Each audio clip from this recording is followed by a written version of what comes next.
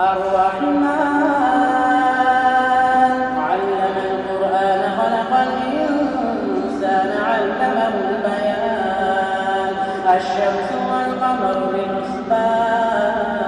والنجم والشجر يسجدان والسماء رفعها ووضع الميزان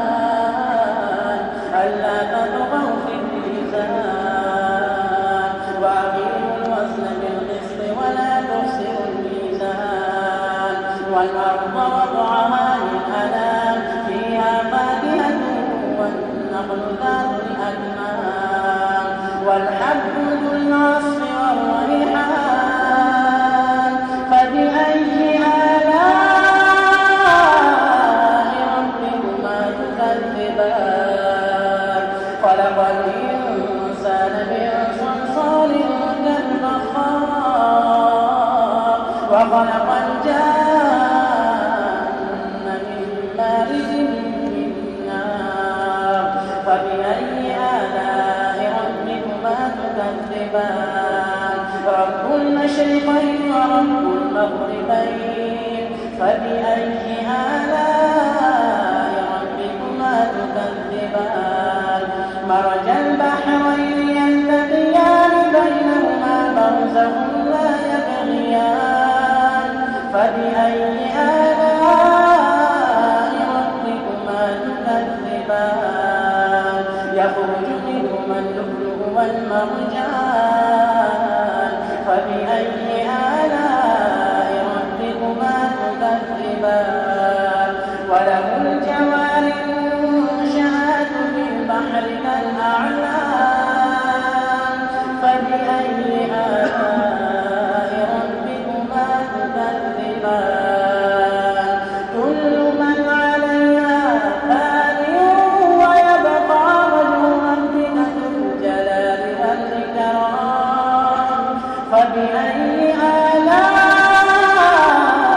ربكما تكذبان يسأله من في السماوات والأرض كل يوم هو في شأن فبأي آلاء ربكما تكذبان سنفرغ لكم أيها الثقلان فبأي آلاء ربكما تكذبان يا معشر الجن والإنس إن استطعتم أن تنفذوا من أقطار السماوات والأرض فانفذوا لا تنفذون إلا بسلطان فبأي آلاء ربكما تكذبان يرسل عليهما شواظ من نار ونحاس فلا تنتصران فبأي آلاء ربكما تكذبان فإذا انشقت السماء فكانت وردة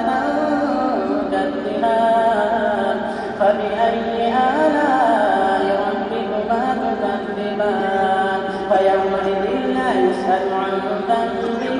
إنس ولا جان فبأي آلاء ربكما تكذبان يعرف المجرمون بسيماهم فيؤخذ بالنواصي والأقدام فبأي آلاء ربكما تكذبان هذه جهنم التي يكذب بها المجرمون يطوفون بينها وبين حميم آن فبأي آلاء ربكما تكذبان ولمن خاف مقام ربه جنتان فبأي آلاء ربكما تكذبان ذواتا أفنان فبأي آلاء ربكما تكذبان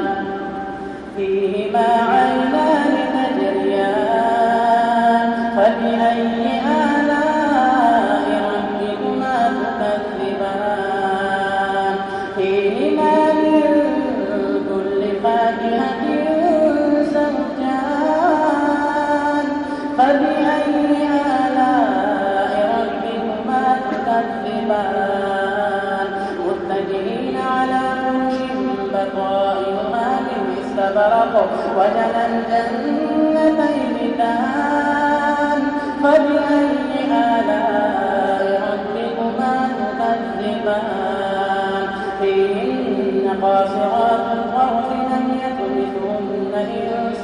قبلهم ولا جان فبأي آلاء ربكما تكذبان كأنهن الياقوت والمرجان فبأي آلاء ربكما تكذبان هل جزاء الإحسان إلا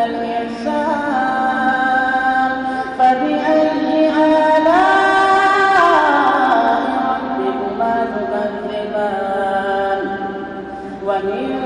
دونهما جنتان فبأي آلاء ربكما تكذبان